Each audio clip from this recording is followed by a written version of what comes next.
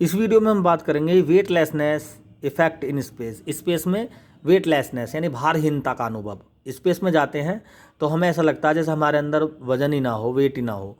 ऐसा क्यों होता है? देखो, हम अर्थ पर हैं तो हमें अपना वेट महसूस क्यों होता है? जैसे कोई हम ये अर्थ सरफेस है और ये कोई बॉडी है, तो इसका वेट mg नीचे की तरफ सेंटर की तरफ काम करता है, तो रिएक्शन ऊपर की तरफ काम करता है। ये जो रिएक्शन है ये हमें ये एक्सपीरियंस कराती है कि हमारे अंदर वेट है। अगर ये रिएक्शन जीरो हो जाए तो हमें ऐसा लगेगा जैसे हमारे अंदर कोई वेट नहीं है। तो ये अर्थ है, अर्थ से r डिस्टेंस पर कोई स्पेस क्राफ्ट है स्पेस में, तो इसमें जो बॉडी रखी है उसको ऐसा फील होता है जैसे उसके अंदर वेट ही ना हो। ऐसा क्यों होता है? देखो, ये जो बॉडी है ये स्पेस क्राफ्ट में है, ठीक है, इस तरह से इसका वेट नीचे की तरफ काम करेगा और रिएक्शन, ठीक है, इसका वेट कहाँ काम करेगा? एक्चुअली ये अर्थ के चारों तरफ हमने दिखाया है, तो अर्थ की तरफ वेट काम करेगा, रिएक्शन ऊपर की तरफ काम करेगी। तो इस कंडीशन में देखते हैं कि इसकी जो रिएक्शन है ना वो जीरो रहती है। अगर रिएक्शन हम जीरो प्रूफ कर दें इसकी, तो समझो हम कह सकते हैं कि ये बॉडी अपने आप में मासलेसनेस का इफेक्ट करेगी। जीरो या जीरो के नियर अबाउट थोड़ा सा पॉजिटिव हो सकता है, क्योंकि अर्थ के रीजन में तो है ही ये। अगर अर्थ के रीजन से बिल्कुल ही स्पेस में है तो फिर तो हम ये कहेंगे कि स्पेस में अर्थ के चारों तरफ घूम ही नहीं सकती है। अभी हम ये कह रहे हैं कि ये बिल्कुल क्रिटिकल रीजन पे है, ना तो ये स्पेस ना ही अर्थ का रीजन, लेकिन ये ऐसी कंडीशन में है कि अर्थ का कुछ ना कुछ इस पर फोर्स इफेक्टेड है, ठीक है। तो अगर ये m मास की बॉडी अर्थ के चारों तरफ रिवॉल्यूशन में है तो इसका Fg और इसका सेंट्रीपिटल फोर्स आपस में बराबर होगा, यानी Gm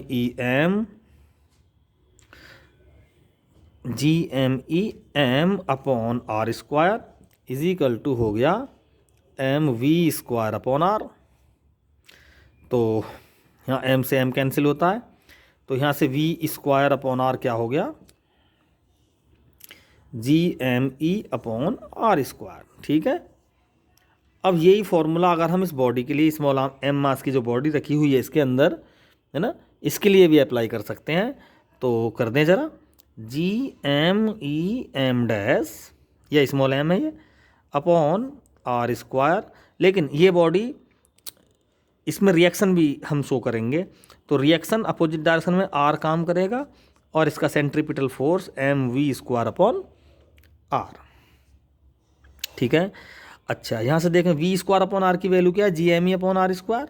तो यहाँ पर लिख सकते हैं ना हम इसको, तो Gme upon are square minus R is equal to m into Gme v square upon are की value Gme upon are square, ठीक है। तो देखो ये टर्म दोनों कैंसिल होगी, तो यहाँ से निकल के क्या आ गया? यहाँ से निकल के आ गया कि रिएक्शन क्या है? जीरो। तो इस कंडीशन में हम कह सकते हैं कि जो स्पेस क्राफ्ट में बॉडी है प्लेस्ड, उसमें जो सेंट्रीपिटल ये ग्रेविटेशनल फोर्स लग रहा है और अपोजिट डायरेक्शन में रिएक्शन भी काम कर रहा है, ठीक है। तो चूँकि घूम रही है तो सेंट्रीपिटल फोर्स भी लगाना पड़ेगा। तो ये कंडीशन बनी इस अंदर की बॉडी के लिए, ठीक। वेट और उसके अपोजिट रिएक्शन, क्यों हमने पता Gme अपॉन आर स्क्वायर जो होता है Fg, उसको mg भी लिख सकते हैं, ठीक है। तो Gme अपॉन आर स्क्वायर ये mg भी है। अगर कोई बॉडी का वेट नीचे की तरफ काम कर रहा है तो रिएक्शन उसके अपोजिट काम करता है, तो इसको हम नेट लिख सकते हैं mg माइनस आर या Gme upon are square minus r, ठीक है। तो इस फोर्स के अपोजिट रिएक्शन होता है कोई बॉडी अगर कहीं स्थित है, तो इक्वल टू, चूँकि सर्कुलर मोशन में है तो mv square upon r, v square upon are की वैल्यू हमने यहाँ से सब्सटीट्यूट की तो r की वैल्यू क्या आ गई? जीरो।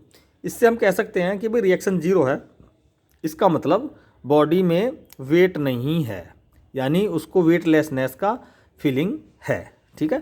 कोई साइंटिस्ट जब स्पेस में जाते हैं तो वो स्पेस क्राफ्ट में उड़ते फिरते हैं, मतलब अगर कोई खाने की चीज़ भी लेनी है उनको तो उड़ के जाना पड़ता है, और कुछ जो चीज़ हम वो पकड़ रहे हैं वो भी उड़ सकती है, क्योंकि वहाँ पर किसी भी बॉडी में वेट नहीं होता। यही वेटलेसनेस इफेक्ट है। Thank you.